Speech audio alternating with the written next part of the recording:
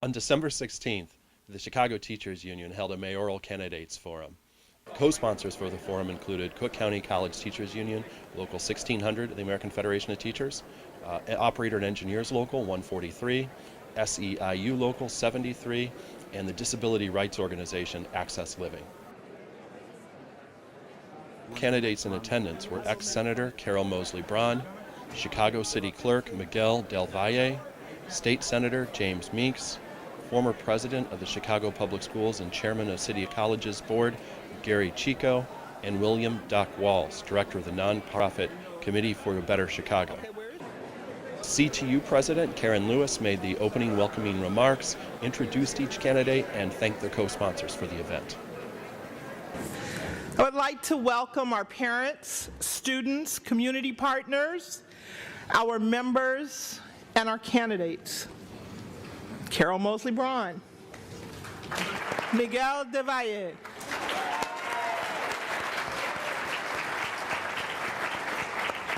James Meeks,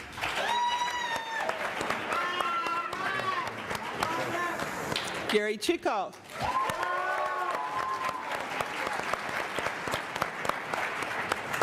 William Walls,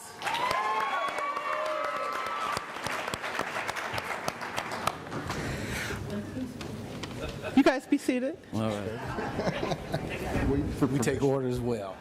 We took attendance. Right, you got that right.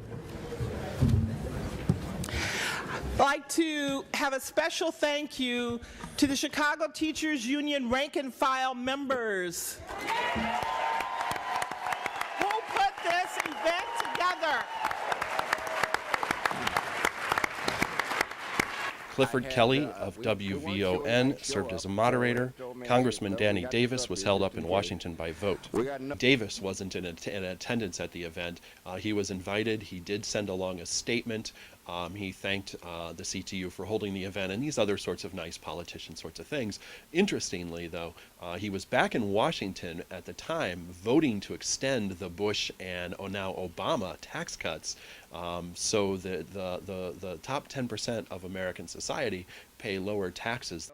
And then Rahm Emanuel, I don't think he even just doesn't even deign to show up at these kind of events. I think he realizes that the members of the audience have a lot of antipathy for him. They don't support his policies. They don't support his approach to education or the public sector or pensions or unions or any of these sorts of things.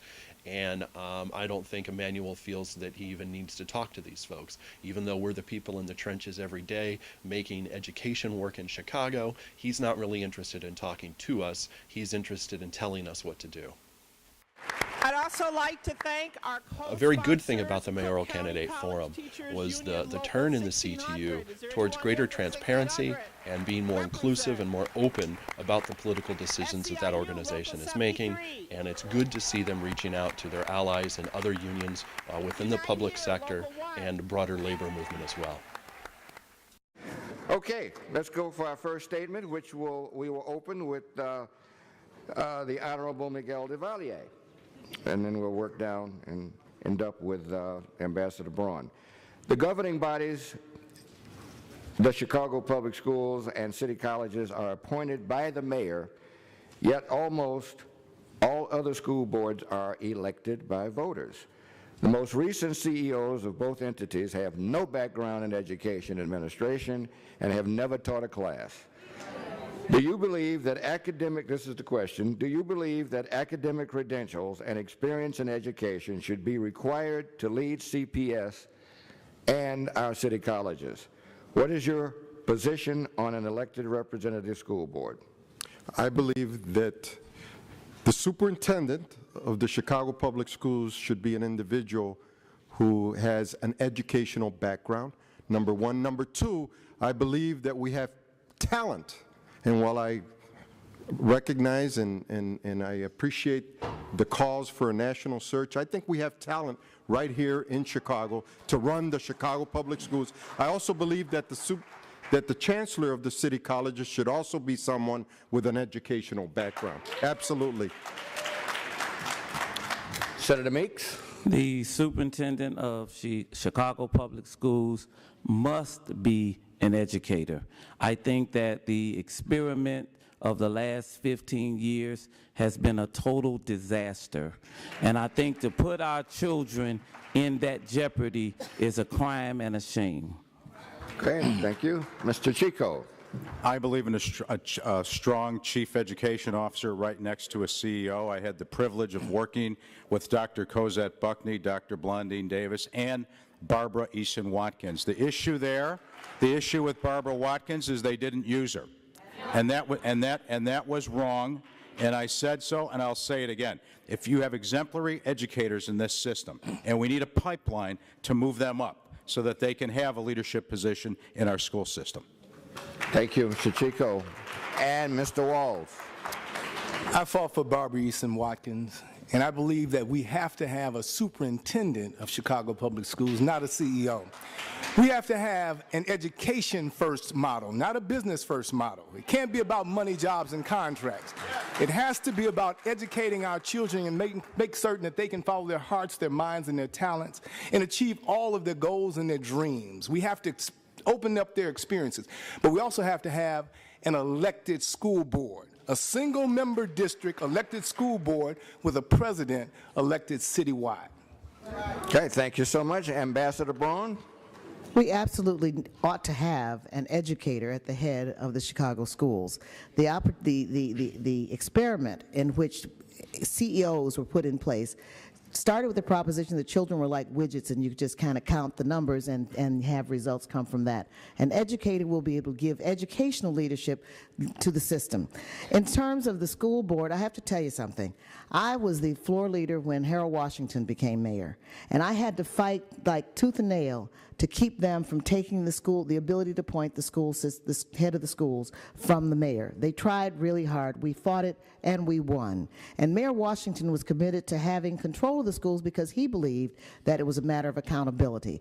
Now, admittedly, we have not had that accountability in this city in the last 20 years, but I believe that accountability ought to rest with the mayor, and I think that we should have a citizen involvement with a nominating commission for the school board. And thank you. On the issue of appointing or electing Chicago Public School and City College boards, all of the candidates, except for Mosley Braun, supported having the CEO, chancellor, and both boards be democratically elected. Mosley Braun suggested that the CEO of CPS and chancellor of city colleges should still be appointed by the mayor, but added that there should be a public nomination process.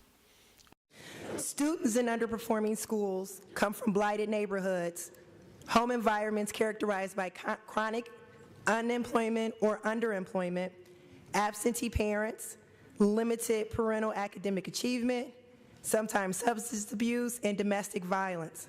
How can teachers be expected and held accountable to bring these students to average achievement levels when their situations are anything but average? Every single one of you is in the teaching profession because you believe that every child can learn, regardless of their circumstances. But you also believe that there's a support system that's necessary, and that the parent is an important part of that support system, and that you need to ensure that the social needs are addressed, that the human needs are addressed also. Our school system is not well equipped to address those needs. We lost our social workers. We lost our truant officers. We've lost all kind of support personnel. You are working with very few resources. That has to change, but every child can learn, and you believe that. Okay. I believe that every child can learn, and as the mayor of the city of Chicago, there are things that can be done. We have human services that should be a part of children's lives. We have a Department of Mental Health. We have counselors that we have to put back in school.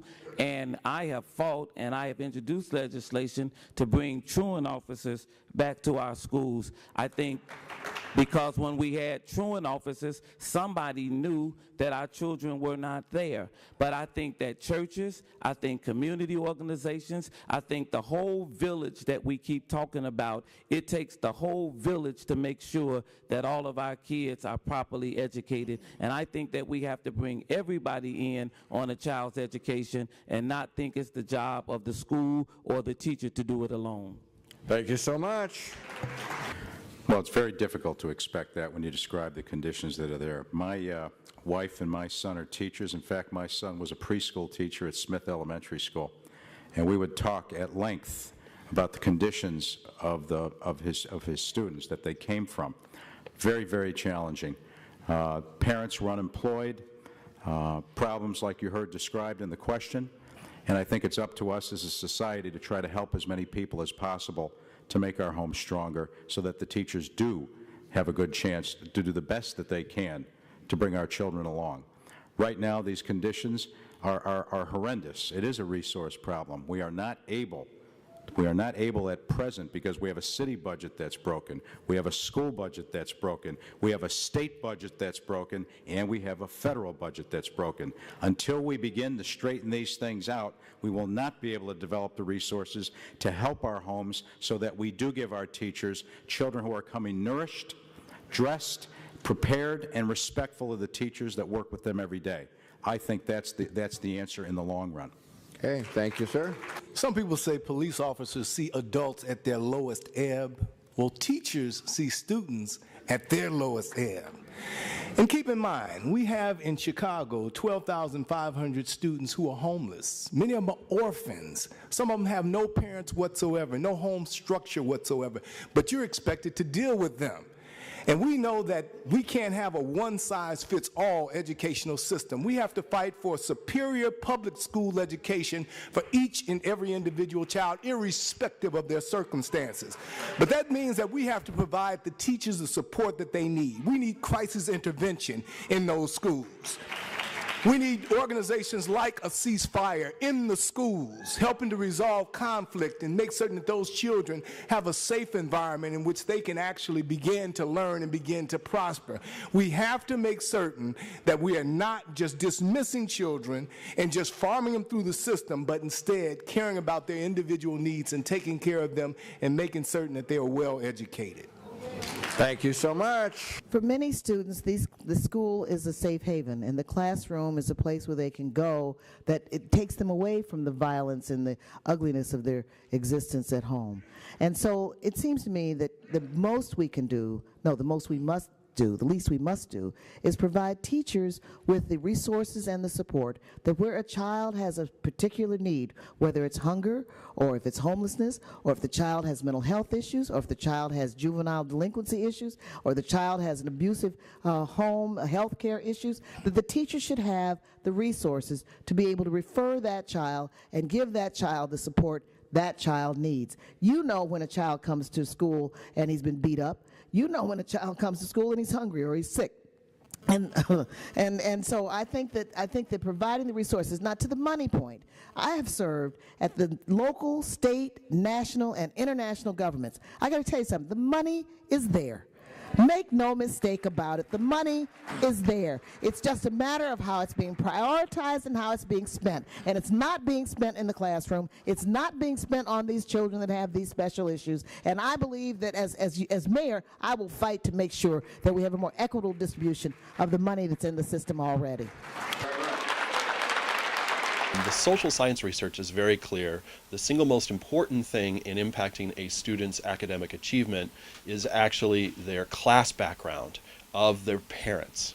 And so when you hear the question about underperforming students coming from underserved communities, what I got struck by was that the candidates tended to take a very micro approach. They tended to focus very closely in on the individual student. And of course, all the candidates are sort of saying these sorts of platitudes about every student can learn, which is of course true, but doesn't do anything to sort of address the real problem of underperforming schools and underperforming students. So the candidates are a mix of platitudes on this issue and then also a very micro-scale approach. When they were concrete, they would talk about things such as how to bring in more social workers or how to have more social assistance programs in these needy schools. And then the other approach is, this one you can hear in a lot of folks as well, is that, well, it's the teachers and the parents' responsibility. And of course, again, it's superficially true that parents need to be responsible for their children, but you have to keep in mind that the communities with the most threatened schools are also the communities where the parents are the least empowered. These are communities that have high levels of unemployment. These are communities where people are employed, they're not making living wages, they don't have good unions, they don't have control over the conditions of their labor, their housing is too expensive, they can't afford the housing or find the housing, they don't have access to good transportation. So you have parents that are disempowered sending disempowered students to school, and as a consequence, those students end up with low academic performance. That's the wider context of power and class relations that really shape education in Chicago that all the candidates are ignoring. Last summer, the Chicago Public Schools dismissed over 1,200 teachers and paraprofessionals, most of which were excellent and superior rated. The board claimed it was due to the budget crisis. What would you do to prevent this annual crisis? And how would you respond to this crisis if it does happen again? I propose that we don't simply wait for Springfield to help us fix our problems, or we may be waiting a very long time. I think we have to take matters into our own hands. I've proposed in my plan for education the slashing of the central office by 1/3 and sending those monies to our neighborhood schools to shore them up. That's one way, David, we won't lose teachers at the Social Justice High School, which I was proud to help build. Let me say this, new revenues also have to be derived from other sources. There is now being proposed a land-based casino for Chicago, and I have proposed that the revenues derived from that project be used to support education. Naming rights. I have no problem with private corporations coming in and using their funds to help improve our school infrastructure in exchange for being able to name South Shore High School the Boeing High School, for example. In terms of funding, we need to make certain that we do demand additional funding from Washington. Less than 10% of the cost of elementary sector is unacceptable. We can fund a military budget, we can fund schools, because that's our future. Right. That is where our resources have to come from. The governor is from the city of Chicago. The speaker is from the city of Chicago. The Senate president is from the city of Chicago. Why can't we change how we fund public education in the state of Illinois so that we get a greater share of those state aid dollars? The thing about the character of the Democratic Party in the city of Chicago is that you end up sort of forcing people into voting for the person who is less bad or the lesser evil or sucks less. And there is actually a kernel of logic to that. If you only think short term, it makes some sense. And so you are trying to keep the worst case scenario from developing, and you settle for something you probably don't support, but something that's not as bad as the other one. The problem with that thinking is that eventually, not only tomorrow, but the day after tomorrow and next year happens. And with politics being so constrained by lesser evilism and in this very narrow sort of range of choices that we have, you end up over the long term with an economy that's stagnated. You end up in the long term with revenues that are down for the city of Chicago, failing schools, public transit systems that aren't working, all kinds of things in the public sector that are being underfunded or not maintained appropriately. And so eventually, the day after tomorrow comes, and voting for that lesser evil is an inadequate response to this. So I think we're at a point now where people really need to start thinking about long-term solutions to these problems and not just what's going to happen this spring with the mayoral election. And in the long term, I think there needs to be some sort of independent organization set up by the unions, by community groups, by public sector employees, by members of the community. In my own field, in education, in transit, it would be like drivers and riders. In education, it would be like students and teachers and the community.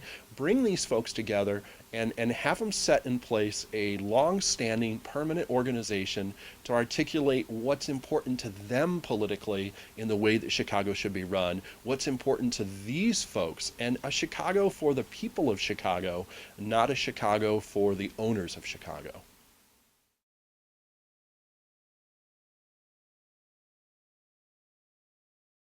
We weren't sure he might show up, so Ed told me, hey, look, we got this up here just in case. We got another one, too. I don't have a statement. I got one I could make, but I don't think that would be it.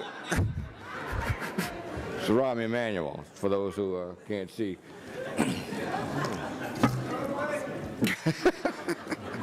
I got to do something else with it. That's all right. Okay. It was not surprising that Rahm Emanuel was a no-show to the Chicago Teachers Union first annual Mayoral Forum. It was a great opportunity for the union people in the city of Chicago to meet the mayor's candidates for the 2011 mayoral race in Chicago. But for some reason, I guess Rahm Emanuel decided that it wasn't important to attend this debate or forum and answer questions from union members in the city of Chicago. Coincidentally, that same day when the mayoral's forum was held by the Chicago Teachers Union, there was a special committee a House Committee on Education Reform hearings being held in Aurora. And this special committee on education reform was trying to investigate and get testimony for new legislation trying to be pushed through the Illinois legislature. And one of the foundations of this legislation is basically to, in my words, is to outlaw unions, especially educational unions in the Illinois, where it would restrict their right to strike on most everything that's in collective bargaining agreements across the state. So basically, if a union had any issues, whether it was for class size, whether it was for some issues in their contract, it would not be strikeable anymore according to this legislation that was being pushed through. In a place like Chicago, the threat of a strike by the teachers is a thermonuclear weapon, literally. This legislation is being funded not by anybody in Illinois or Chicago. It's being funded by a group out of Oregon, and basically being funded by millionaires and billionaires to try to break unions and try to take away their rights to collective bargaining. And one of the interesting points of this legislation is that Rahm Emanuel is on record saying that he supports this legislation and it's much needed in Illinois. So I don't know if they were connected, that these hearings were being held in Aurora and that he supported the hearings. Therefore, he decided that he didn't need to come to a forum for mayoral candidates where we would have asked him about this legislation and why he would support it. Legislation failed. It didn't even get to the legislature in Springfield. There's not a bill written.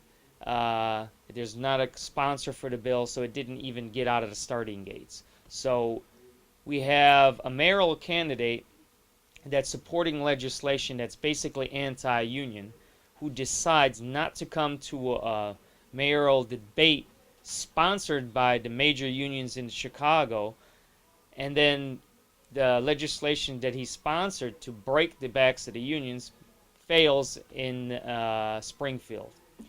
What's very interesting and perplexing with Rahm Emanuel is that we have somebody running for the next mayor who has come out publicly for legislation basically outlawing teachers' unions. And if you look at some of his advertisements, he says how he's for the city, he's for everybody in the city, but when you look at some of the things that he supports, it's basically anti-Chicago legislation.